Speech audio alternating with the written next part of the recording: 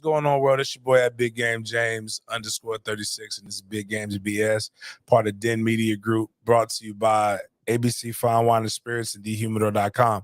Dehumidor.com is the go-to website for all things tobacco related. Type in Godfather code, get you a box of cigars. Let me rephrase that. Get you a 20% off a box of cigars, which should also include free shipping and other things like that. Big holiday weekend coming up. Always be celebrating. Make sure you go to ABC Fine Wine and Spirits if you're going to go to it. Like, it's a great place to go. Very, very good. All the good stuff is there. They're not price gouging you. It's actually a family-run organization. So, like, it's crazy how big they are, but it's still owned by the original peoples in it. I was going through before Miles. I didn't realize he put me on, like, started it, but you know, I was looking at something. You know, we got Juneteenth coming, a couple major holidays for freedom and American citizenship, basically. Juneteenth coming up, and for my pilgrim friends, stop bitching about Juneteenth. It's not a made up holiday. It's actually, I need you to understand, like, dead the fuck serious. People who look like me was in this motherfucker. The Civil War had ended, and we didn't know we were fucking free. We were just out here drinking lemonade, picking cotton, and doing all kinds of shit. And the last coloreds were freed on Juneteenth. It is a celebration. Enjoy it. Just eat some good black food. Like, it's all good, man. You celebrate Cinco de Mayo, and you don't know what the fuck that's about. You celebrate St. Patrick's Day, and none of us really know what that's about. It's just another drinking holiday, guys. And we love to celebrate. We celebrate the 4th of July, our independence, which I heard a commercial by this British guy, comedian, who I haven't seen anything from him recently, but he was funny as fuck. He was like, imagine celebrating your divorce every year in the most obnoxious way with fireworks and all these different things. And that's basically what we do to the British every July 4th.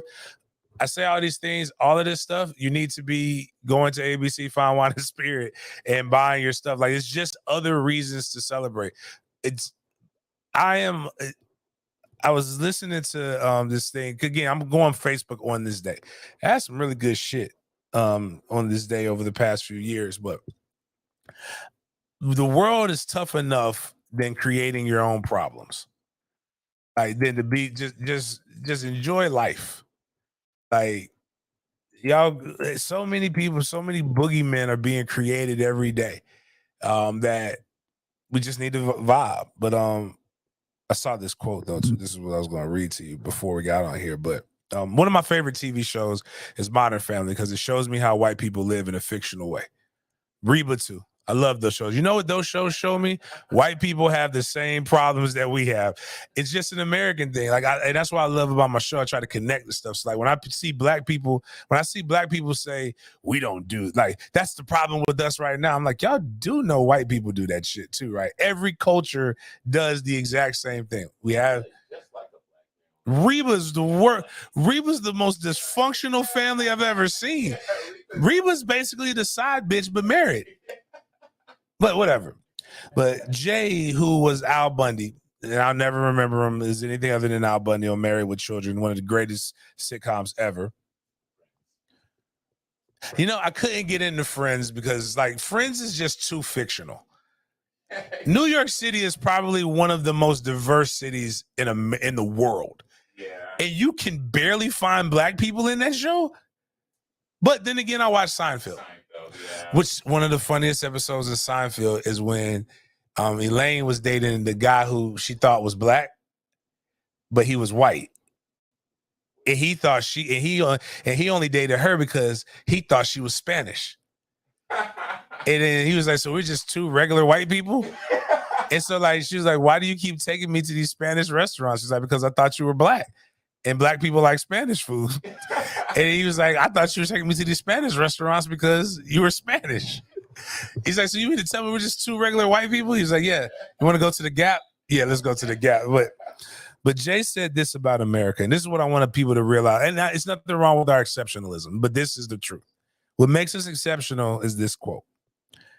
And he talked to his wife, who I can't remember her name, but it's just something about her voice. I don't even like her bite, but her voice is just, oh my God. Go watch Modern Family. She's Spanish. She just, The real legit Spanish women, everything she says sounds like a suggestion. It's so aggressively. It's but it's like y'all, like TJ's friend got a friend Juicy, right? Yeah. And I love listening to Juicy talk because Juicy, everything that Juicy says sounds like she's asking me. She's not telling me to do anything. Even if she's telling me to do something, it sounds so like she's asking me, and it just does something to you. But whatever. He says, I got you something to celebrate you becoming a citizen. A Kobe steak, scotch, and Cuban cigars. She says, none of those things are American, you know. Buying them all. That's what makes you American. What makes you America the greatest country is the fact that we can get the best of every other country and claim it as our own. Like even with soccer, even with the Olympics, everybody's like, why can't we just be American? Why you got to be black or white? I bet you on that fucking 4x1, you want to see 4 colors. That 4x4, you want to see 4 colors. You know what I want to see on the the what's the thing with the ice and they the curling? You know what I want to see on my curling team? I don't want to see 4 guys from Rockbrook. I want to see 4 of the whitest beer drinking pilgrims I can find. If we're on our baseball team, you know, I want to see Hector. Now you can sprinkle in a pilgrim and the black guy. We need them too. But if we don't got one, was it Encarnacion or Garcon or some shit like that, I'm gonna be a little nervous about our chances of winning. But that's America. That's what makes us the greatest. But back on track, housekeeping. I said all this stuff. We're inside the world's greatest cigar lounge, which I got a chance to close. And luckily, I almost put somebody on a freshly printed Gildan last night. Gildan t-shirt. Dude, do not run up on me. Do not drive in his parking lot. That Green Acres stuff is on par. I guess we can go, while we talking about Garcions and shit like that, we can go like tonight is Miércoles. And it's Spanish night here at the lounge. Again, if you're an all-in member, just tell them Big Game. Tell them to put one shot on Big Game's tab if you want to slide through here, because you also have a membership. But those are for the guys who want to do that. But come on over out here. We're going to have our first Spanish night. Get your salsa on, get your bachata, get all that other stuff on here. That's what we do here at Goodfellas Cigar Lounge. As we're ramping up into the summertime, we're getting ready for my 4th annual book bag drive. We shut down the whole hood. We're doing Tallahassee, Jacksonville, Orlando, Atlanta, potentially Sarasota. We're trying to get out 3,600 book bags this year. So that's about roughly 130,000 that we got to try to raise. Right now, I believe I'm up to 400 book bags. So shout out to my homegirl Nina, FSU grad, Ron Scholes, PA. I think I don't know how many book bags Battles In, but Battles In said that they're going to try to get guys to promote it. They're in for a donation. Hopefully Mike Norvell, hopefully the city continue to do it, but we'll be raising money for that. Again, it's one of those cool times. Everybody needs to have their Nino Brown moment. You talk about the hood, you talk about how bad stuff is, then I need to see you. I stop talking about it. It's 2 ways. It's 3 things you can do: time, talent, and treasure. We need your time for volunteers. We need your talent to show your ass up there and do what you need to do, or use your resources or your treasure. Just write a check. $36 per book bag. And we have the if we could show that, but it's basically if you're a Cash App guy, money sign MFTK36. If you're Venmo, MFTK Foundation. If you're PayPal, MFTK Foundation at gmail.com. Or you could just go to mftkfoundation.com and there's a donation link there as well. So we'll make sure we put those links in the description as well. So some of y'all go back and y'all do just put a little comment to help us with the algorithm as stuff is growing. So I appreciate that. This Friday we're having Seymour, Chris, George with Renegade Report, and my boy Pete the Greek. They're having a space. They've been having FSU spaces, and this Friday they're going to have me on, and they're going to interview me about my playing career and, you know, post career and different things like that. Not sure how interesting it's going to be. Nobody's ever really asked me the questions about how I got to Florida State. Like, I've never been truly interviewed in this manner, so I'm a little nervous. I have no idea how it's going to go, but if you would just make sure you're on Twitter. We will have the spaces, and let's just have as many people come there as you want. There's a question you always want to ask me. Ask me. I'm more than likely I'll answer it as long as it's nothing, like I said, overly personal. But I don't. As I was telling my friend Danielle Kelly, I don't even know why anybody would be interested in it. I'm just a guy from Rock Brook, but we can't play this. I think this needs to be seen because George did a really, really good job on the edit and I like it. And this is me touchdown. I like showing myself score touchdowns. That guy Leon Williams was a bad mofo. He got ran over though. It wasn't personal. It was just either it was me or him. And if it's got to be me or you, it's gonna be me. And then he found me my voice saying just give the ball to the damn fullback, so which was cool. And then I showed y'all the one from West Virginia. This is my favorite touchdown. Because that was kind of cool. Technically, I scored 2 touchdowns that game. I got hit in the nuts on the first one. And because they got called back because of a hold, I think of Corey Niblock. Thanks. Fucked up my greatness. But that was a cool edit. I envy people who can do shit like that because I can't. I don't know how to do those things. It's like a lot of work. It looks like a lot of work. It may be, it may not be. But I'm sure there are things that I do that people just like, I don't know how he does that shit. We will also have the sound, and we'll put it on the YouTube. So if you can't catch it live at 5, it'll be on my YouTube. It'll be on this YouTube channel. I requested that. So we'll have to get like a picture or something. It'll be one of them boring YouTubes, but like you don't get no action, but it's there. And on that, we still need to get to 3,000. I think we're at 2051. I would like to be at 5,000 by the end of the year, 100 members. But, you know, continue to push it. That's the kind of things. But going into the show, you know, if you're listening to this now, I know you like it. So just do me a favor. You can tap that like button, tap the share, do a whole bunch of other shit. But since COVID, list Twitter's been good. I ain't gonna lie. I used to not be a fan of it. Big Game Boomer really has made a profit off of this shit. But the big thing is, I'm going to start this off, and this will be the question of the day, and I'm going to give my boy Dibby Dukes his props, my bald-headed brethren. Your Mount Rushmore, we'll just go your Mount Rushmore, your favorite college.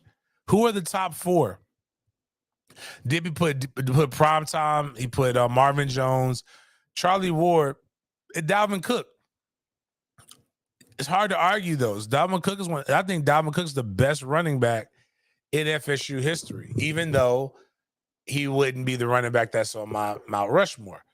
I think I have because for 4 years, all I heard was Sammy Smith is the best running back that I've ever coached. Sammy Smith is the best running back that I've ever coached. And again, so like that's what I said when I came in, because you know, though I was a fan, Sammy Smith played when I was 4. Like he graduated when I was 4. Now, Sammy is awesome. Victor Floyd is another good running back. Sammy Smith was a first, like this is what Billy had in 88 and 89. He had Sammy Smith and Dexter Carter, both were first-round draft picks. Okay. Sammy Smith was, I think, the first-round running back draft pick. We also have a guy, Larry Key, who played right before Bobby got here, who did have the record, I believe, for rushing yards. He was a bad motherfucker. But Sammy Smith was a bad motherfucker. And so we would know more about Sammy. He, unfortunately, when he got into the NFL, he got a gambling problem. And he ended up doing, but his story is amazing. Actually, somebody I want to sit down and talk with. He went to jail, served his time, got out, became a director for FCA for Ole Miss, and now he's back. I got a chance to hang out with him at the Garnet and Gold game. But Coach Sexton said, every year we started, Sammy Smith is the baddest running back that I've ever had. And so I have to put Sammy Smith on my Rushmore because the GOAT running back coach said that. But Shade Tree, crazy than a motherfucker. But Shade Tree is probably the greatest linebacker to have ever played college football, and that's Marvin Jones. Charlie Ward, probably one of the greatest like individuals that have ever lived, let alone played football. And he played basketball for the New York Knicks for all those years. And then I gotta go Peter Ward. Who you? Peter Ward is that? Peter Ward. You're in general. Florida State fan, all that. Yeah, that was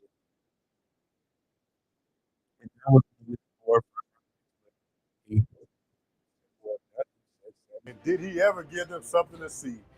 One of the more physical backfield weapons in the nation. like Smith rushed for then a school record of 1,230 yards in 1987. in the late. That mark is still second in the Seminole record books. He had He all. also nabbed MVP honors in the 1986 All-American Bowl, He had all. where he bulled his way for over 200 yards through the winter-like conditions of Birmingham's Legion Field. He was also the MVP of the 1989 Sugar Bowl. After a brief NFL career, Sammy had hit peaks and valleys in his personal life, only to become a motivational speaker and a great example of perseverance for the youth today. Everybody else like For that and a magnificent career, Sammy is a true inspirational Seminole legend.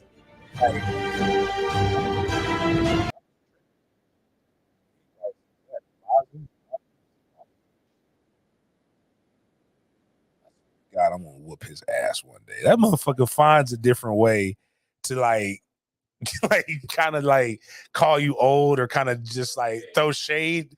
Like, fuck you, kid. Like, what the hell's wrong with you, man? But anyways, list Twitter's getting better. I like it. I like that one. But sometimes it gets disrespectful. And let me try to make sure I find the first disrespectful. Yeah. So on 3 Sports, which I'm not sure if they're legit yet or if they're just like my guy, Big Game Boomer. At least Big Game Boomer, I kind of understand where he's coming from. On 3, I don't know what you're trying to accomplish. But they put the top 10 college football quarterbacks since 2001. And Up is basically a guy that nobody likes. In Baker Mayfield. Baker Mayfield is the only collegiate athlete to get arrested for running from a cop for not drinking. Like he was at a bar and he just ran and the fat cop ran him down. That let me know his athleticism. But Baker Mayfield was on the Oklahoma Sooners team that won nothing. This is where it gets disrespectful. Cam Newton won a national championship and a Heisman Trophy. Do you know how many offensive players made the NFL off of Cam Newton's national championship team? 0. That alone makes him better than Vince Young, who is the third, who I thought was better before that. Cam Newton really gets like, y'all got to let this disrespect go because you don't like him. Like, it's not even that he did anything bad off the field, like outside of stealing a fucking laptop. Let's get over that. That's $1,500. $1,500 is not worth you being miserable and hating somebody for the rest of their life. And he paid the restitution and all that other shit. But like, outside of his hair being weird and him being a little sassy, wearing rompers and shit, is Cam Newton really a bad person? I don't know. Seems pretty cool. I like him. Probably should have jumped on that fumble in the Super Bowl, but I get where he's coming from. Vince Young, dope. Vince Young was cold. If Vince Young went up against, was it Lindell White, Reggie Bush, I forgot the what. Mike Williams was his name. Yeah, Mike Williams, wide receiver. The quarterback who won the Heisman too. So 2 Heisman Trophy winners he went up against. And he was clearly the best player on the field. I believe Tim Tebow is one of the greatest college quarterbacks. He's way better than Baker Mayfield. Joe Burrow is way better than Baker Mayfield. So national championship, national championship, national championship, national championship. Deshaun Watson, national championship. All these national championship winning quarterbacks are behind Baker Mayfield. I didn't even notice. I was thinking there's a lot of black people on this. I forgot about. Then Kyler Murray, who I don't like, yeah, he won a national natty and he was drafted high, but like, natty, excuse me, a Heisman, drafted high, but like, he looks like a bad kid. We never want to get like, never, not that Lamar Jackson. I'll give you Lamar Jackson. Lamar Jackson and Marcus Mariota are the only two that are on this list without national championships that I give you. And Robert Griffin III. But that's where the disrespect is. Jameis fucking Winston lost one game to a guy on this list. He won a national championship, the last BCS championship, was played in the first playoff, didn't even play in the second half of most of the games in his career. Set records, was a number 1 overall pick, won a Heisman Trophy, beat a rape charge. Like a lot of shit he did. And outside of that, and just goofy shit, Jameis Winston is a good person, but I hate these lists because people put personal bias on it. Yeah, for sure. You can't say Jameis Winston isn't a top 10 quarterback since 2000. There's a lot of notable guys that aren't on this list that actually won Heisman's and national championships. And you put Baker fucking Mayfield as number 1? You did that for one reason. And you can't even talk about pro career because Baker Mayfield's pro career stinks. The only reason he's getting more like help than Jameis, because Jameis was replaced by Tom Brady in Tampa. And Jameis is also, some of his representation stinks. But like, I love him though. But like, that list is disrespectful. Another disrespectful list would be like by my dog, Big Game Boomer. This is a list you don't want to be on. But it's a list that we all know to be true. Nobody makes more than the University of Miami fan. Unfortunately, it doesn't translate to their stadium. The top 25 quietest college football stadiums. Oh, wow. At number 1, you finally won something. The University of Miami actually won something. Congratulations. And there's a bunch of schools that I just feel probably should be there. Like, I'm not even going to disrespect. Cardinal State, like at 16, that's disrespectful. Louisville gets loud. I've personally seen that. I don't know what it's called. Is it Muhammad Ali Stadium now? I know it used to be Papa John Stadium. But Papa let that hard R go. And Longhorns don't have a good stadium? I think they just have been so bad lately that like the crowd, and some of these crowds are good people. Like they bought the ticket, and by golly, I'm going to spend my 3 hours here. Miami fans buy tickets and get out quick to beat traffic. Actually, a Miami fan last year at Seminole Hard Rock Stadium, after they got their asses whooped, you would have been better off staying the whole game, because imagine seeing your team get their ass whooped and sitting in traffic and listening to the ass whooping. Like, you could have just waited, like, because everybody left midway through the second quarter. Could have just waited and got everything that you came to accomplish. But, you know, and it's still, they made another list again, one that you don't want to be on, and then one that you do want to be on. The top 20 most/least sensitive fan bases. A couple of these don't make sense. Like 3 of the top 20. And as most lists, SEC dominates this. Georgia, Ohio State, and Alabama. Why are y'all sensitive? Y'all are sensitive because you just want to get in an argument. Yeah. Alabama has no reason to be sensitive about anything. But they are. Like, it's like, we want to argue too. We want to get in the big 3. Like, what, man? You stay your winning ass over there. Georgia, you good now. You wasn't good for 40 years, but now, I mean, y'all got a good thing going. You have no reason to be upset with people. Florida, got a reason. Tons of reasons. A lot of these other schools, yes, but you know who has a lead? You know who's not really upset about anything? Florida State. We're 17th. Even though I do believe we are a little sensitive about, we're sensitive about certain things. We hate ESPN as a family because ESPN constantly shits on us. And we do a lot of infighting. Like, there's been a lot of infighting like recently, and there's a Twitter personality as He's not a bad person. He's just said like some racist-ish shit. Like race-ish. That's it. That's what I was. It's not racist, but ish. Race-ish. What does that even mean, James? What does race-ish mean? It means like the shit you say is just like, should you have said it? It's like, you know, group chats where they're using hard R's and they're saying like, you know, we've all used it once. So you're not correcting the people when you're working with coloreds. You know, going up and saying, is Muhammad Ali the greatest draft dodger in history? Like, while you're in Louisville, like, is an icon, bro. Like, you don't like it's a couple black people you can't touch.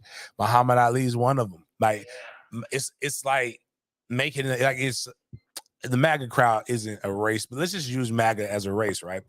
If I say anything bad about 4-5, if I call 4-5 a draft dodger, I'm gonna have the MAGA crowd coming at me. And it was just like, you know, whatever. But the thing is Coach Norvell took a picture with him, which is cool. Man, Mike ain't really going around monitoring who the fuck he takes pictures with. Mike don't know half of y'all. Mike just see like just like Coach Biden, like, come here, like, just here, come here, man. You're nice. You're nice to him, he gonna be nice to you. Mike knows me, but he don't know you. I can promise you that. I might ask Mike. You think I should ask Mike? Mike, did you?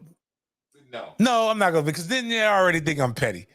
I don't want to be ever, because I'm not, well, sometimes, but I don't want to be petty on that. I'm not gonna be like, hey, Mike, did you know you did, or whatever.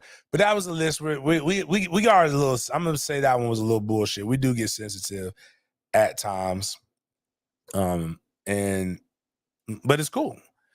But a list that I actually do like that gets us in a little bit of NFL talk is and we'll talk a little bit more about the NFL and where they're headed right now, is top 10 starting quarterbacks heading into next season. What stinks is that all the good ones are in the AFC. Number one is really easy. It's Patrick Mahomes, man. Like, that motherfucker is, again, you know what, I like him, and as I told y'all with the thing that's doing pretty decent numbers by Jim Brown, my boy Big No says we make excuses for the people that we like. Right. I actually like Pat. Pat reminds me of me in some ways. He's annoyed by his younger sibling. I get annoyed by my younger sibling because, like, Jackson is a nuisance. Sometimes his old lady doesn't know, like, hey, this ain't about, I need you to go sit your ass down. Don't play with my younger brother. Because, again, as a family, we can be admitted. Like, and there's nothing wrong with this. It's not a disability. We all thought Jackson was gay, right? Remember, he's getting charged with sexual assault on a woman. Oh, shoot, yeah. But as a family, we all thought, like, that was the most shocking news in sports to me. Like, Jackson Mahomes charged with sexual assault with a woman? Like, come on, man. If you told me Jackson Mahomes went up and grabbed Terry Cruz's dick, I would have been like, all right, that makes sense. Terry Crews likes his dick getting grabbed, and Jackson Mahomes seems to like sausage. Nothing wrong with that. It's not a disability. But Pat seems to be annoyed, and he's got a drunk dad. That's crazy as fuck. I can relate to some of that shit. It's dope. But but I don't like the again. So people are saying, James, why don't you call him a light-skinned devil like Steph Curry? I just like him. There's no other way. I mean, he probably did sell his soul, because some of the shit that he does makes absolutely no sense. But I like him. I don't really like. Well, it's not even that I don't like Steph. Aisha Curry just really rubs me the wrong way. Like, and you can't just beef with one. Because if I would told Steph, I don't like your wife, and Steph didn't step up and defend his wife, I really wouldn't like him, because now I think he'd be a bitch. So I'm assuming that he wouldn't like me because I don't like Aisha, and so on and so on. It makes sense in my head. Fuck y'all. Josh Allen. Okay, you got to give Josh props. Josh Allen is so cold that he got Anthony Richardson drafted top 5. Because he's basically white Anthony. Well, Anthony Richardson is black Josh Allen. Joe Burrow, who I probably would put before Josh Allen, considering that he's actually been in the Super Bowl, but whatever.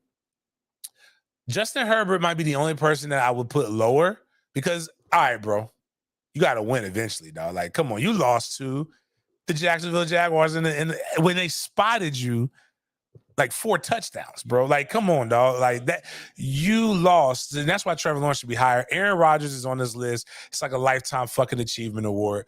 Lamar Jackson, MVP. I think he's right where he needs to be at. Jalen Hurts has earned the right to be there. Trevor Lawrence, if there's no other better ones, I'm cool with it. I'm so fucking tired of Kirk Cousins. Like, can we just call Kirk like if Kirk Cousins and Dak Prescott are 9 and 10, then that just means mid gonna sell that. And that's America. America's the only place in the world where mid gonna sell. And mid gonna think it's bad. It's a lot of mid bitches out here that think they're the finest motherfuckers in the world because they don't realize that dudes are just horny and want to put something in them. But you're mid, and it's okay. Like, nothing wrong with being mid, but like there's got to be 2 other quarterbacks that are better than these 2 jokers, man. But like the Jag fans, again, I'm not going to tell you to not be excited because that's what a hater would do. Jags fans and FSU fans, you have every reason to be fucking excited. And be excited until you're not excited. But shifting to something that's a little bit more serious, and then we'll get back to football, but it's Big 3 related. Today starts the trial of former Florida State wide receiver and New York Giants. He got some coffee. What's New York? He got a slice. He got a soda and a slice in New York. Wide receiver Travis Rudolph. Travis Rudolph was one of the best wide receivers that was on his teams at Florida State, but he made international news when Florida State went to a school. Like, I think it was a senior year. They went to elementary school. They went to go eat lunch with the kids. You know, in elementary school, I think it was elementary school, maybe it was middle school. Either way, elementary and middle school are some of the hardest times to come through because kids pair survival of the fittest. Yo. High school is kind of like, at that point, you really know who you are. So you find friends. You find the nerd table. You find the only way I can really describe it to you, but like it's an extreme, is if you've ever watched like a prison documentary or heard what they talk about, like when you have to go sit at certain tables when you're eating chow. That's kind of what it is. You have your elementary school version of the Aryans. You have your elementary school version of the Hispanics. You have your black table. It is, some people can are genuinely loved, but you got to do these things. But there was a kid who was autistic, and the kids didn't embrace him. He sat by himself. So Travis Rudolph went over there and had some food with the young man and just ate. And it was a picture that was taken, and the mom put it on her social media crying because it was like, yo, nobody had ever taken the time to do that. And after that, all the kids kind of gave him a little bit more love. Okay. So that's who Travis Rudolph is. Travis Rudolph's also a killer. Like, he got bodies now. And the real theme with this, and why I wanted to talk about it, is every day I see Think Piece Twitter. One of the think pieces is listen to black women. Listening to black women is a headache at times because black women don't listen to black women. So it's confusing. I just had a conversation where people are like, you should listen to black women. From a black woman about what a black woman told me. I'm like, which fucking black woman should I listen to? Should I listen to you black woman, or the black woman who's actually in the situation? Black women also say, and they use out of context quotes, that the black woman is the least protected individual on this planet.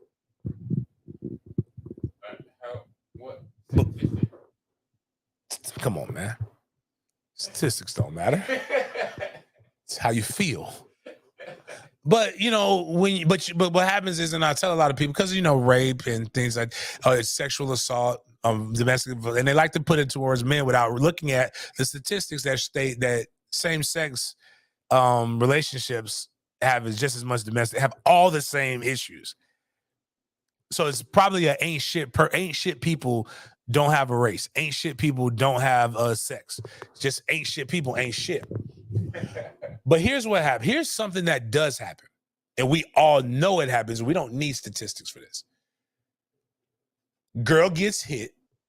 Something happens. Whether the girl talks shit, she gets hit, or something happens, and she says, I'm going to go get my brother.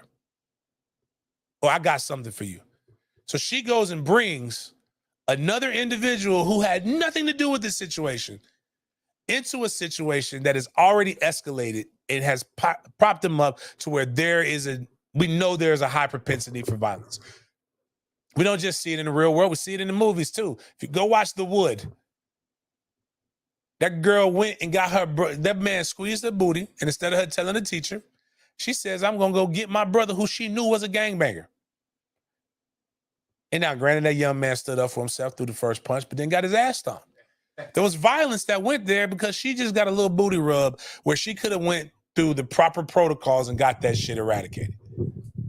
But here's what happens. Also, I know I've guilty of it myself. But then gunplay wasn't what it is now. Now everybody talks about guns like they're fucking John Wick. And what happened was with Travis Rudolph, him and his girlfriend got into an argument. An argument that should have, and I don't know if there's no talk about how he hit her, but he got into an argument. Now, what happened was that girl went and told her people, and 4 men, grown-ass men, allegedly with guns, came to have a conversation and got into a skirmish with Travis Rudolph. One thing about fights that my father taught me, my father didn't teach me a lot of great principles to use. And sometimes people talk about single parenthood. I'm actually grateful that my dad wasn't in my life because I would probably be a completely different person. And I'm grateful that I'm in my son's life because I need to help them navigate some of their personality traits so they don't make really, really bad decisions because they got a lot of my dad's personality traits because I got them. But my dad always taught me, anytime you get in a fight, understand that the fight is going to end. There has to be a finality to the fight. What does that mean? Finality to the fight. That means I'm gonna beat even if you're well read, which people probably don't know this or not. I like to read, but it's a Machiavellian principle and not Tupac. Like Machiavelli the Prince is a book you should read. You have to beat somebody so bad that they never want to do it again. Or you're going to find yourself fighting over and over again. And so they got into the situation where there was violence that happened. And Travis didn't like the way the outcome ended, so he ran to his house. And they're saying a rifle, but if I remember correctly, he went and got an AR, which is not a defensive weapon. It is clearly an offensive weapon. And he let off 40 shots. And in that situation, that young lady lost a brother, and another brother got seriously injured. So, an argument, and I've seen this thing go viral a few times where the lady says, how many black men have died because a woman couldn't control her anger and she went and told somebody that came to defend her? Because what happens is there's also the retaliation that happens with it. I'm not saying that there's got to be a better way with conflict resolution, but now because of this, violence begets more violence. And now a guy who sits with kids who have autism is going to be painted in a manner because he is a killer. He killed somebody over a female. Multiple things can be true at the same time.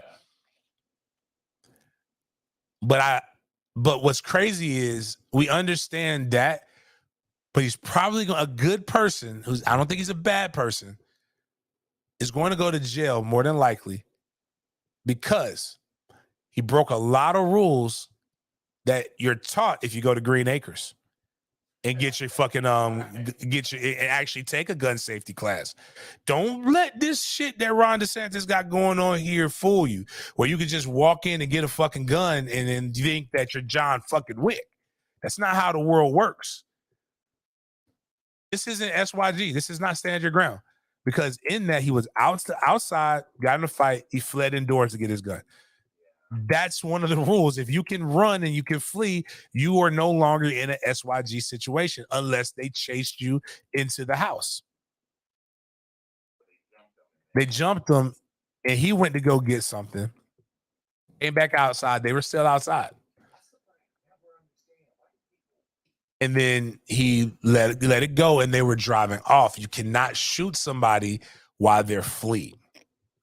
That being said, I've been super angry So anger is uncontrollable. That's why there's one of the greatest quotes in one of the greatest movies of all time, The Godfather. It's Godfather 2, I believe, was in this. Don Corleone said, I've lived my whole life not being careless. Women and children can be reckless. Men can't, because you're going to get man consequences. And you're going to and then we got this thing, I think it was in Florida. My guy, Plies, shout out to him. But before y'all realize, and this is one of the terrible things about rap, Plies is a college-educated, college football played fucking gangster rapper. Makes absolutely no fucking sense, but whatever. He came out with a song called Chopper Zone. Chopper Zone was one of his first guys, a phenomenal song. Love it. And this is the lyrics, so don't crucify me. I know there's a multi-billion-dollar company with the name of this. So before you get on me, if you boycott me, fucking boycott Cracker Barrel too. And in Jacksonville, there's 10 other fucking restaurants that specialize in the art of cracker cooking. I need y'all to boycott them motherfuckers too. You know who owns them? Pilgrims. But Ply said them crackers got a law called 1020 life. And that's true. Jebediah Bush put that in.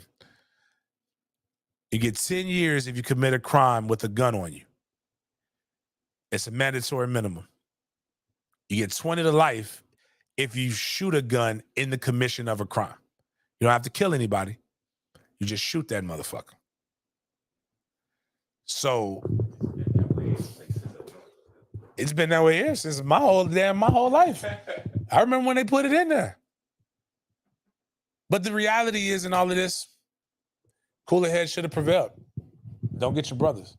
Does that say 42 already? God damn, my bad. But it's sad because a young man's life was lost, and a young man's multiple young men's lives were lost. I think Travis got kids too, and then Travis's father passed due to gun violence not too long before that, and all kinds of other shit. But on to a positive note, Florida, since we're talking about Florida State recruiting is heating up.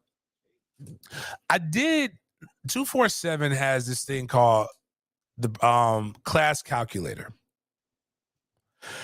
And what happens is they take your current commits and you can add guys that you think are going to be committed. And when I added the guys who I believe Florida State can get, we would jump to the top of the 247 classes. And even if it finished there, we would still be one of the better overall classes with guys like Luke Kromenhawk, who I think are going to continue to get better. Cam Davis, who's really being slighted for no apparent reason. I don't know why, as a running back. But Charles Lester III, one of the top DBs in the nation, 5-star, 92% chance to come to Florida State. Jonathan Daniels, a 90% chance to come to Florida State. Dylan Stevenson, 92.1% chance to come to Florida State. Jason, one of them good foreign last names. I want some good foreign offensive linemen that need their citizenships. He's a 95% chance to come to Florida State. And then another one, Manasseh, I don't even want to try to say his last name, is a 90% chance. We also have another tight end named Kalen Fox that has a good chance to come. And then JoJo Trader from out of Miami area who has a good chance. When I put that in, we had like a 200, our class points was like 270. I was on a space on Monday after the show. And there's a contingent of people who just really are just like trying to find reasons to not be happy. Life is tough. Stop trying to find reasons to fuck up your happiness, man. If I can't tell you nothing else, like there's no reason to not be excited about Florida State right now. And so the recruiting is heating up, and even the off-field staff that Mike Norvell is bringing is even good. Florida State is expected to hire a veteran NFL assistant. He's been in the NFL for 10 years, Anthony Majette. He's from Florida, Virginia Tech All-American. Worked at Penn State and was a DC at Georgia State. He's been with the Houston Texans. He's going to help with the safeties. And I think like the staff is consistently getting better. The recruiting is getting better. The portal has been getting better. Every aspect Florida State is upgraded. And they'll probably do another good portal raid because we're going to lose a lot of draftable talent. But what's crazy is Mike's eye for talent and eye for where it needs to be put at. And one of the guys that I've really liked, I liked when he was being recruited, and I wish he would have come out the gate. But I want people to realize, like, one, I am a Marquiston Douglas fan. Biscuit, that's his name. So our tight end that's there, I think he's great. He just can't do the things that Jaheim Bell can do, but he can do a lot of great things that tight ends could do. And this is a Jaheim Bell fan account. And Jaheim Bell, if you don't know who he is, he's a tight end that transferred to Florida State from the University of South Carolina. He's a boomer bust guy when he was with South Carolina. And I think they didn't use him properly in his last year, but he plays everything. He's played running back, he's played wide receiver, he's played tight end. I believe he's thrown some passes. But the way Mike Norvell uses the tight end on the seam route, the flat route, and just even flanking them out in general, here are some things that just make him look good. If you go to Jaheim Bell, I personally think, go down. I think Jaheim Bell might be tight end number one. But we're going to look at a couple clips, and I'm going to show you guys. This is why I'm fucking excited about Jaheim Bell. Like, he's a fucking mismatch. But he's number 0 if you're watching this on the YouTube. And I want you guys to appreciate this because this is going to fuck up my monetization. So that's why I need y'all to share this, like it, give me more subscribers so that we can get other videos done. But go ahead and push play on this, Miles. This is against North Carolina in a bowl game, in the Duke's Mayo Bowl. Not like the snack. Before that, I believe. Will launches off his back foot. Snap. He back foot. So, yeah. Launch and snap. Snap. He is a converted quarterback. And again, this Joyner rolling to his right. Launches off his back foot. And completes. Jaheim matchup and completes. And see, when we had some plays like that last year, and there's no knock on Cam McDonald, but when that happened previously, you know what the guy did? He makes that catch and then he gets tackled. And now we have this. Now we got another one by shout out to Cam. 6'3", 230 pounds, probably like 240 right now. He looks really, really good. Yep. So this is him versus Tennessee.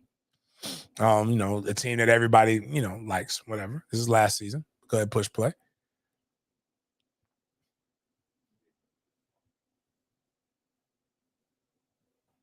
Yeah, it looks like when we blow it up, it goes slow. Oh, no, it don't matter.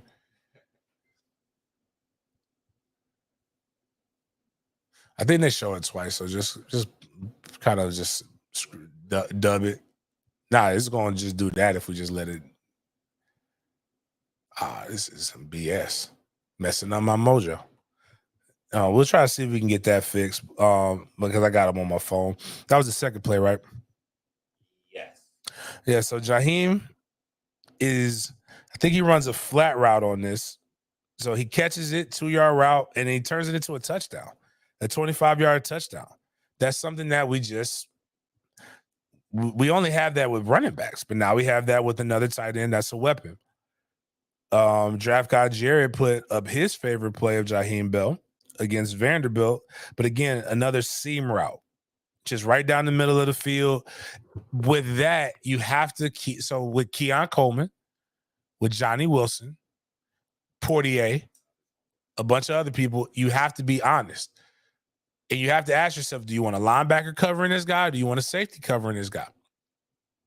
Which also puts you in other options and mismatches because now you have to worry about the running game as well. So defense has rules. And it's a catch, and then watch his acceleration. And he's strong as fuck. You just mushed the guy. And we haven't had that. I don't think we've ever had that at Florida State. The problem is, and this is why they're recruiting Kalen Fox and then the number one tight end in the nation, I can't think of his name right now, who was a Georgia commit. It's like we can't center our whole offense around you. You can center an entire offense around Jaheim Bell. The problem is you only got one Jaheim Bell. What happens if you can't, we don't know if we can replicate that. We could try, but that's a freak athlete. That is a mismatch problem. That's what Mike Norvell went and found in the transfer portal. And that's what he's also trying to now recruit. So now you have these guys developed in your system for the entire time. But when you think about what Mike Norvell was able to do at Memphis, he had 5 offensive weapons. All 5 of them got drafted. And it was just putting them in positions to win. And I think that's what we have right now with a Jordan fucking Travis. If you shut down Jaheim Bell, you shut down Keon Coleman, you shut down Johnny Wilson, you shut down Portier, you shut down Trey Benson. You still have Jordan Travis in his legs. And that's just these guys. We can still do more. Moving on to the other parts of the big three. And a little NBA basketball. The Miami Heat played the Boston Celtics yesterday. Miles, they didn't get swept. I know. But I want you to know, Miles, it had nothing to do with the Boston Celtics and how good they are. It had everything to do. Who would have thought the biggest ally for the Boston Celtics would be the Miami Hurricanes? They haven't been to a game since the Heat have played. Life Wireless Sports and John Ruiz thought, you know what I'm going to do for my guys? We're going to flex. Maybe if they just saw championship culture, maybe it will help them. So Life Wireless Sports sponsored and bought tickets for the entire University of Miami team to come out and witness the Miami Heat beat the Boston Celtics. For the Miami Heat to get beat by the Boston Celtics in a manner like Florida State beat the fuck out of them. It wasn't just a game save and stay. They beat the shit out of Miami. I personally believe if you're a Miami Heat fan, even if you're a Miami Hurricane fan at heart, but you love your Miami Heat, you should blame some of the men in that room. They brought that loser blood to the arena and it stunk up the place. And winners win. Now watch what happens when they never come to another Miami Heat basketball game. As a fan of Florida sports, Florida pro sports, I need you guys to fucking stop. I want them to win.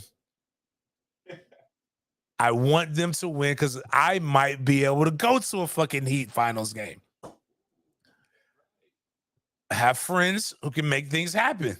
But if you keep bringing the damn Hurricanes around, you're bringing that loser blood around, nobody wants to be around a fucking loser. It's messing up Udonis Haslem, who's actually from Jacksonville. He went to Wolfson High School before he went to one of the big prep schools. But they got like a whole banner of them, man. They love him. UD is one of those. UD doesn't never need to leave Miami, by the way. Nobody's gonna love you the way they love you, bro. There are points in every man's life that you have to realize this is the best love that I can get, and you enjoy it as long as you can get it. I think I'm messed up because the best love I can get right now comes from my 4-year-old.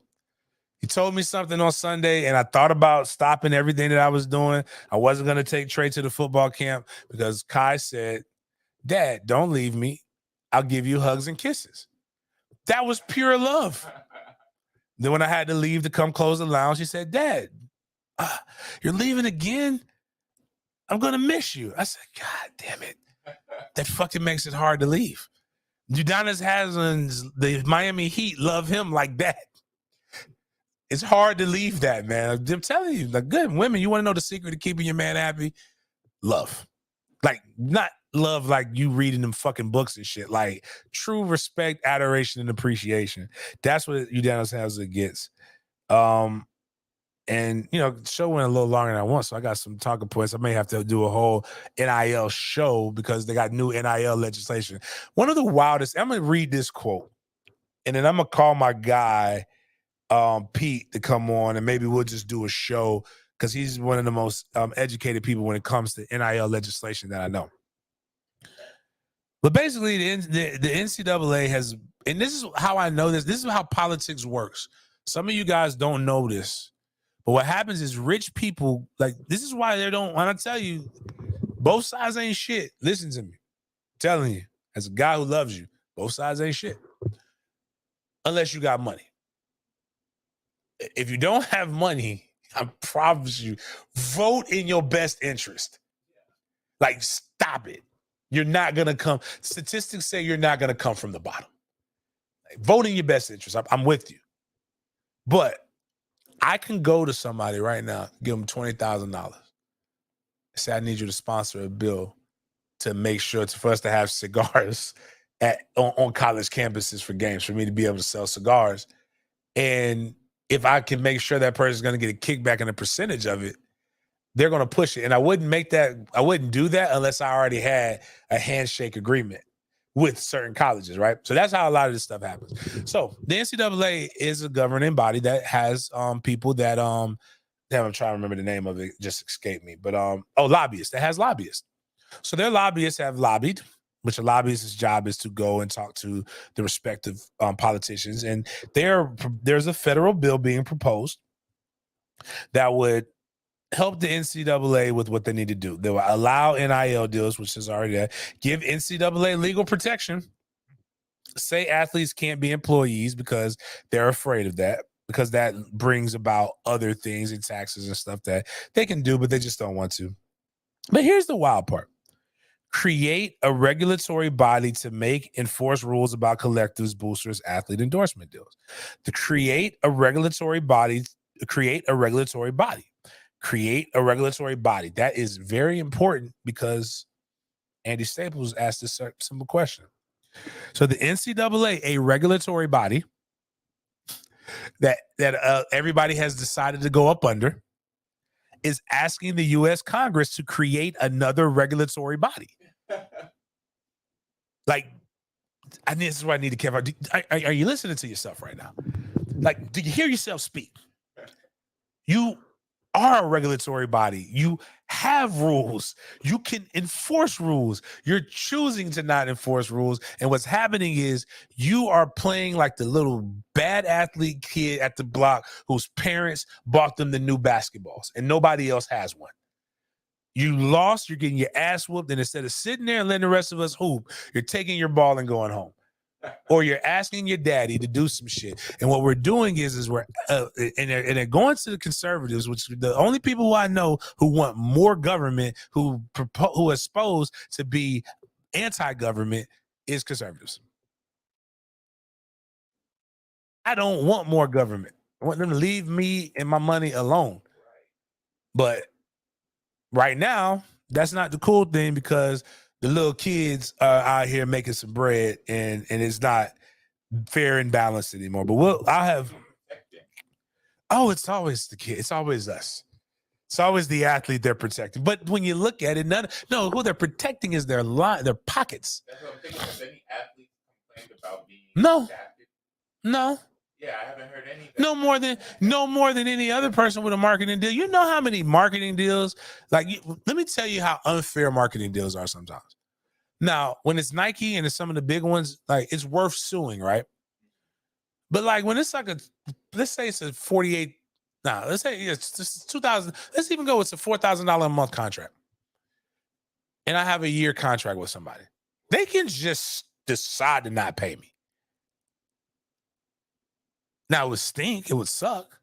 I could blast them on social media, but I still am not getting paid. And when you try to go take this to court, you have to pay the initial court fees. You have to either hope an attorney takes your case pro bono, but even if they take your case pro bono, they're going to get a percentage of your winnings, which is the money that you were entitled to in the beginning. It becomes a situation where you have to just sit back and be like, all right, man, is this shit worth it? But that doesn't just happen to college students. That happens to grown-ass men all the time. It's a fake. It's just like we got to protect our kids from the tranny strippers and shit. Because one parent who's, I'll give them, is a fucking crazy, because I wouldn't do that shit. But they took them to the transsexual version of Hooters. It's a place called Hamburger Mary's, just for those who don't know. I'm just letting you guys know, if you go to Hamburger Mary's, that's where they at. Good burger, though. From everything I've heard, is a good burger. I don't necessarily want to eat my burger there. But you know what else I don't want to do? I don't really go to Hooters like that. Because Hooters is selling, but I'm also not naive enough to believe that Hooters isn't selling the exact same sex. You created something, but you're saying it's about the kids. Meanwhile, there's a case in Illinois where they just found out that there was reported 108 kids molested by the Catholic Church in Illinois, but now it's over 700. Then you've got Baltimore that's got over this, but there's not, like, we are really seeing kids get raped and molested. We don't have any laws to protect the kids. But a one-off thing that no rape happened, and a parent chose, which is odd, because the other side of it is, I don't want these people forcing my kids to learn stuff. A parent, like, I should be able to teach my kids what I want to as a parent. I don't want the government in my business. I want them out of it. I need them for a few things, to make sure that if I get into an argument with my old lady, that we have a fair police presence there, or something that's going to be done, or if some other shit happens, like, I'm protected. But I don't need this other shit. And the NCAA is a regulatory body in which every college that participates in it has already made a choice. But I'm going to end it with this. We talk about the Ja Morants, and we say, be a good person, be a role model, because kids are watching. And we give them the same, but without realizing that we have that. We've had that for 20 fucking years. And for 20 fucking years, all we've heard people is give more vitriol for a guy who's did nothing but be excellent. But I'm kind of with you on now. And it's not in a way I don't agree with what people are saying. So LeBron James, they got swept. There are people who are literally asking, in year 20, at 38, is LeBron's legacy tarnished because he made it to the Western Conference Finals? And we have these really... One, if LeBron James wasn't a GOAT, we wouldn't be having these discussions. Right. Every day, people come up and they don't just say LeBron. They call them Bron sexuals. Just really, I want you to hear, again, are you listening to yourself? Do you hear yourself talk? You're making something kind of weird. I guess the whole emphasis is trying to make it gay. But every day you wake up and you talk about LeBron James. Right. That's called infatuation. And you compare him to the person that most of us were marketed to, but believe is one of the greatest basketball players to ever live. Which means to even be able to compare, ain't nobody doing that to Carmelo Anthony every day. And Carmelo just retired officially.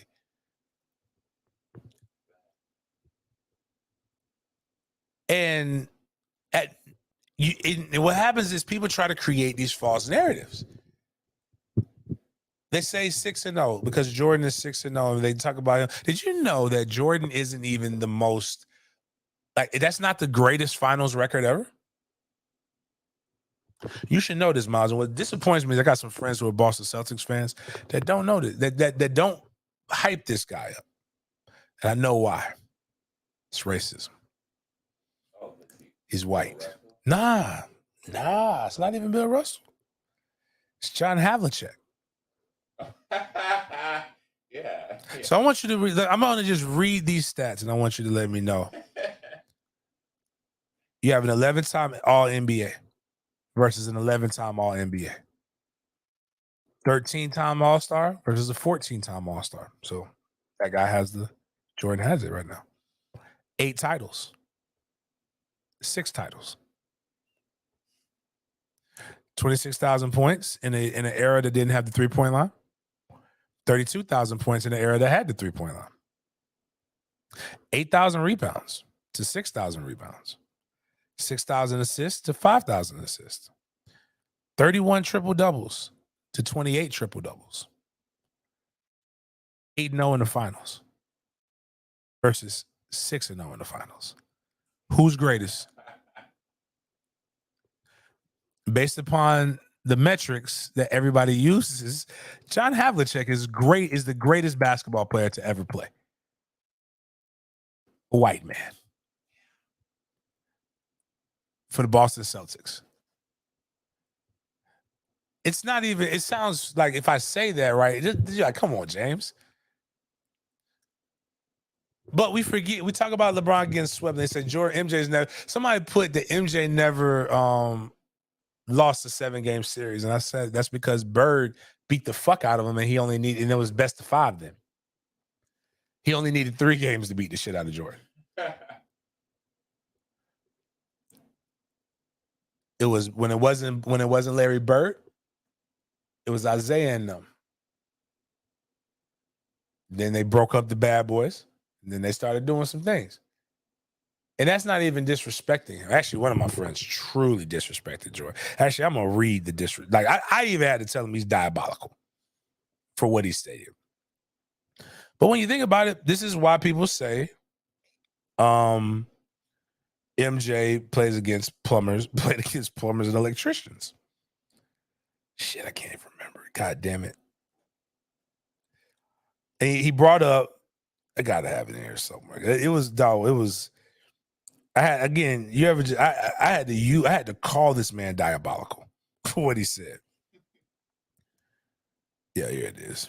My boy Teddy. Here is MJ's finals appearances.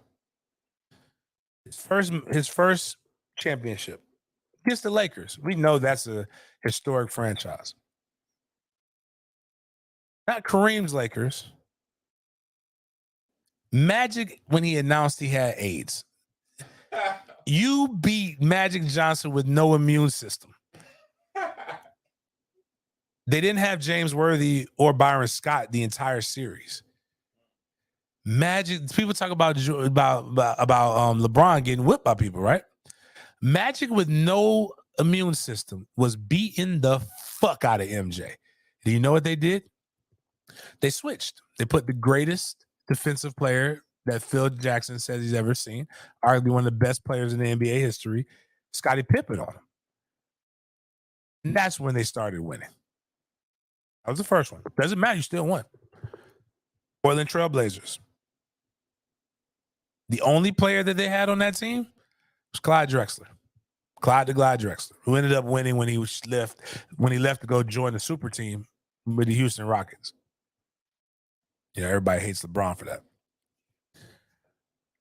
Motherfucker's been doing it. What happens is why they hate LeBron is because he's doing it himself. It's okay when the man does it. It's not empowering. The third ring, he beat Gary Payton and Sean Kemp. But you kind of neutralize those guys. They had Deadlift Shrimp too. I don't want to disrespect them. Deadlift Shrimp was dope. Both Deadlift Shrimp and Sean Kemp were both 6'10", and pretty good ball players. But you had Horace Grant, Scottie Pippen, MJ, and then you also had Horry. You had a bunch of other guys that were there. Then this is where he gets personal. Then he ran for 2 years. His father's death and fake play baseball. Oh my God. The fourth ring, he played Charles Barkley and a senior citizen crew. All retirees go to Phoenix. And go watch who? Jeff Hornacek. Like, go watch. Like, go watch the guy who was guarding MJ. And even if I go back to the Sonics one, if you go listen to Gary Payton, do you realize Gary Payton didn't guard Michael Jordan until like the end. And then MJ was kind of got locked down a little bit. And then you play Karl Malone and John Stockton. He was like, they're 97 and 98 years old, respectively, and a bunch of white boys who serve drinks at the Magic games. Now, LeBron, who he's played, we like some of those names are notable, but and the teams that he's brought into the finals is like, man, he ain't bringing nobody. And then what we saw was in year 20, right? LeBron can get his team to the playoffs, minimum. We know that. MJ at the end couldn't get the Wizards to the playoffs. Kobe at the end couldn't do it. What, LeBron had 44, 48 Yeah, he played the entire fucking game. Like the reality is MJ is great. It's a team fucking game. The best teams have multiple Hall of Famers on it. And the GOAT is really Kareem Abdul-Jabbar. So have no idea why everybody keeps arguing this. And even Kareem had James Worthy, who again, Jordan wouldn't have it. Like Jordan wasn't the best player on that North Carolina championship team. Worthy was. That ain't from me. That's from the mouth of his coach at that year. Now, Jordan ended up becoming great, but he never won another championship after that. You can't win games. You can't win championships without stuff. But like LeBron, and if you can play the video, LeBron was just looked as a man, and I saw it like, why am I still here? Why do I subject myself to this? I've given you people nothing but sports talk. I've given you nothing but good vibes. I've given you nothing but like a person that you can want your kids to be role modeled after, just to have y'all consistently shit on me at every given moment. And this just looked like a man who was tired. And I, honest to God's truth, think LeBron, we don't deserve him. Yeah. I think he should retire. And I believe all y'all tired ass arguments every day will be gone because you no longer have nobody to hate on. Yeah. And again, when my boy Sean King gave me this quote from a rapper, I don't remember his name. And I think some of you men really need to go look in the mirror, because some of you, if y'all use the same standards you held LeBron James to, y'all would be greater men. You would be a better business owner. You would have been a better JV basketball player. Like you would have been better whatever you are, but you don't even hold yourself to that standard. It's one thing to talk about sports and things like that, but it's another thing every fucking day to bring it up. But it's hate. Yeah. And as I said, my only prayer at night is if I go to bed hating on another man, I pray I don't wake up. And I don't think some of y'all can say that same prayer, like with real sincerity, because you won't wake up. Your heart's gonna stop beating because the gods will be like, oh, well, he asked for it. But like, just listen to let's listen to the Broncos. He sounded tired. He's like, bitch, I'm tired. But we'll see. We'll see what happens going forward. But I don't know. I got a lot to think about, to be honest. And just for me personally, going forward with the game of basketball, got a lot to think about. Appreciate it. Thanks. Like, sometimes you just gotta shut the fuck up and be entertained, man. Right. From an entertainment point of view, we're gonna miss this. What are we when he's gone? What are we going to watch? Like, yeah, we got the boy keeps getting in trouble. Got Jokic, but like nobody's gonna have the entertainment value of LeBron. None of them are him. Yeah. The Greek Freak is not him. Yeah. Like, y'all don't remember 98 after Jordan left. It was really boring. All right. And that's when people try to bring Kobe into this equation. I'm like, no disrespect to Black Mamba, right? I like Kobe. We were trying to have the conversation, but for 3 years, Shaq was the best player. For 3 of them champions, Shaq was the best player. Like, at no point has LeBron not been the best player on his team. Right now, you can even argue that AD is a better player in his prime, but AD is not putting up consistently what LeBron's doing. Put it like this, LeBron's not on that team, they don't even have a chance. Yeah. And even down in Miami, Wade was dope. But even Wade tells you that he deferred to LeBron. But I saw KD, who's been a notorious LeBron hater, and Paul Pierce both say, yeah, LeBron ended our career. LeBron ended the big three in Boston. Right now, we're going to start seeing, and I'm going to tell you guys what's going to make y'all miserable. So when you don't want him to retire.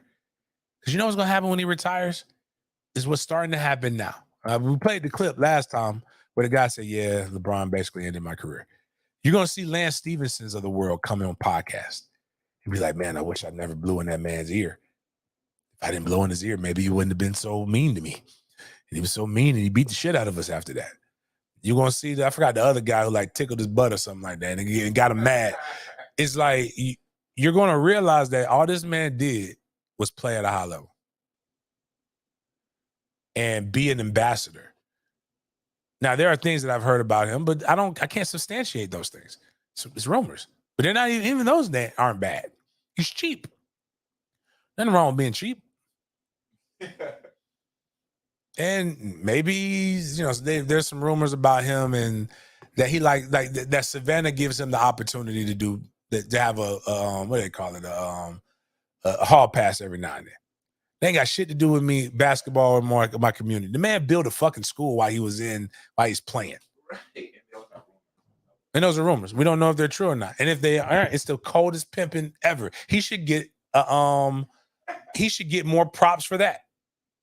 Because, so I'll just tell you just what the rumor is that basically you get to come, you're going to get your hair did, nails did, everything did, like that Drake song.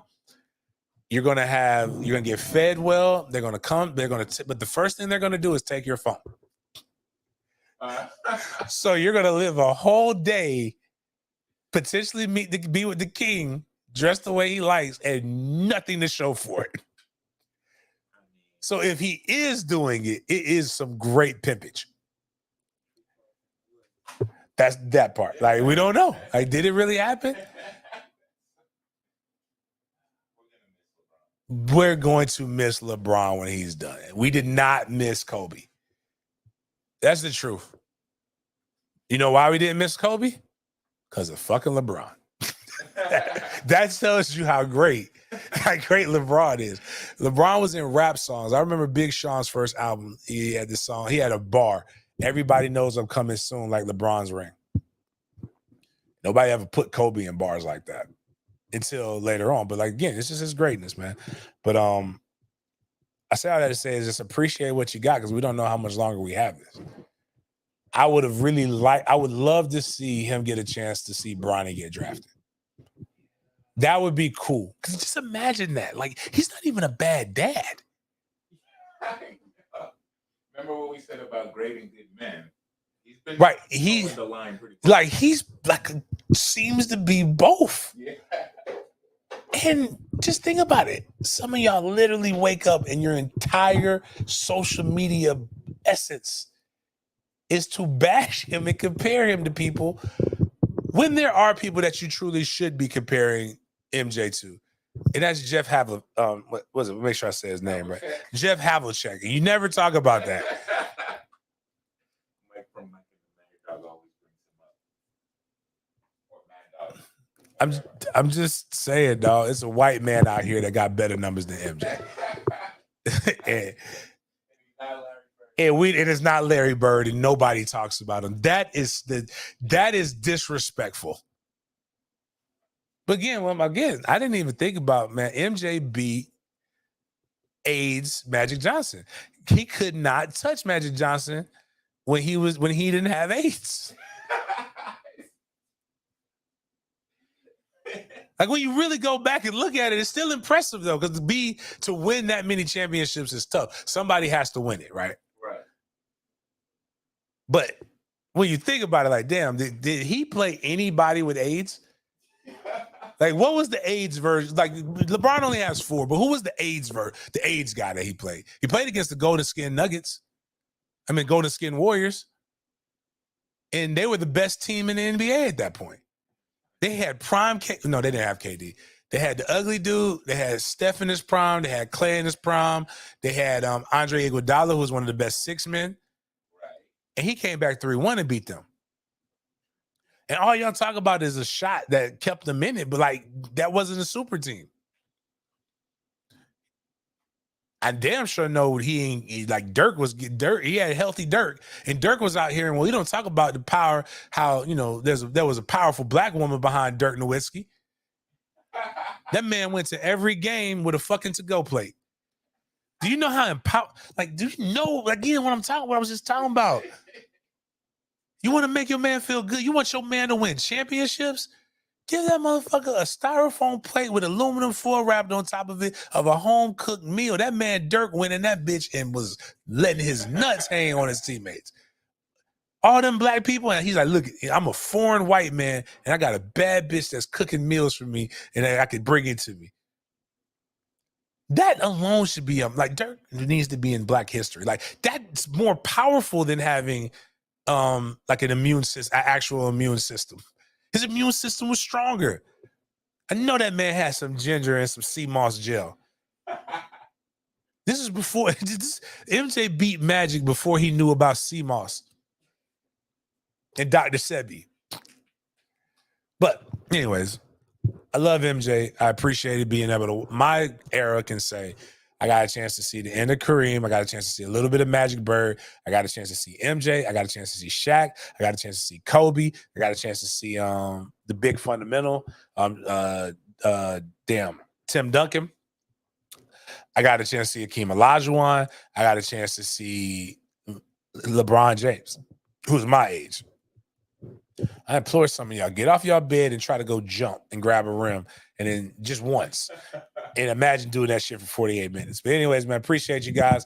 Check out the show. We'll be back on Friday in a couple of days on Friday. Please post the reels. If you can, come back to this comment. Don't even come back to the live. Don't even care what you post. Just put an A on that bitch. But share, like, comment, helps the algorithm continue to push this forward. Appreciate y'all chopping it up with me. See y'all next time.